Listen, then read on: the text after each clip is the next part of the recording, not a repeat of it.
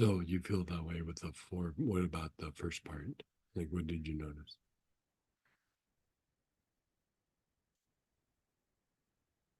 Yeah.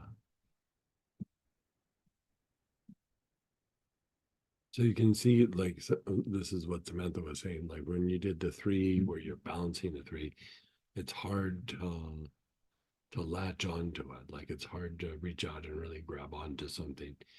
When you do the four parts of the aura, it just gets quieter and farther away, right? You're getting bigger and it's getting quieter, right? And how about for you, Heidi? What do you notice? Yeah, I had a really acerbic interaction I was using, and it's becoming smaller. Yeah. So completely different. Samantha gets bigger, and for Heidi, the situation gets smaller. I'm joking because that's the same thing. Like, yeah. But it's interesting. They both had kind of a similar experience. Let's go ahead and share or ask questions. You can unmute yourself or type in.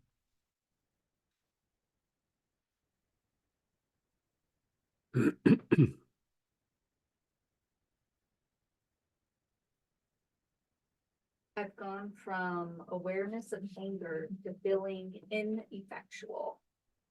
Nice. Yeah. So you could see, like, even if we didn't do any of the things that we're going to do later today or tomorrow, just doing this piece, especially adding the part where you fortify the energy body, the aura, it just makes everything kind of in the distance. It doesn't make you feel like you're in the moment. Like, you know, that's the thing, like I was saying before lunch, trauma, if you look at it from an energetic point of view, it's still stuck in our system and it still feels like it's happening.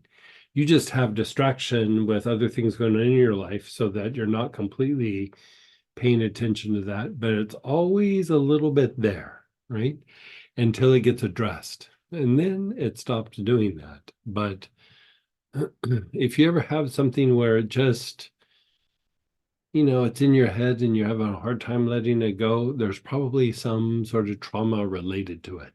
You might not see it as trauma. You're just like, oh, that person was a jerk, and but there was still some trauma there, so that it still is in the mind and a little bit active, right? So the mind recalls it to try to resolve it. So by going through and doing this, you're beginning the process of resolving it. Like it's done, it's already passed. Like you're letting it go. Right. And so you could keep doing cycles of it with this until it just feels pretty resolved. You might need to tune it up from time to time, but you know, sometimes it's something inside us, sometimes it's the connection outward. A lot of times it's both. So if you cut off the thing on the outside, it becomes easier for you to process something inside you. If you're not cut off from that external thing and it's still kind of feeding you energy and stimulating the mind, as much as you process it, it just gets re-triggered, you know, the next opportunity. Right? A question came in. Yeah. When we do the left, front, right, and back side of the body, are we cleansing or purifying the aura? You're fortifying it. Yeah. I mean, it has a cleansing effect too, but it's more you know, we think of the aura as just being this thing around us, but it has properties and functions as well. And you're addressing some of the properties and functions. Just like we're doing a deep dive on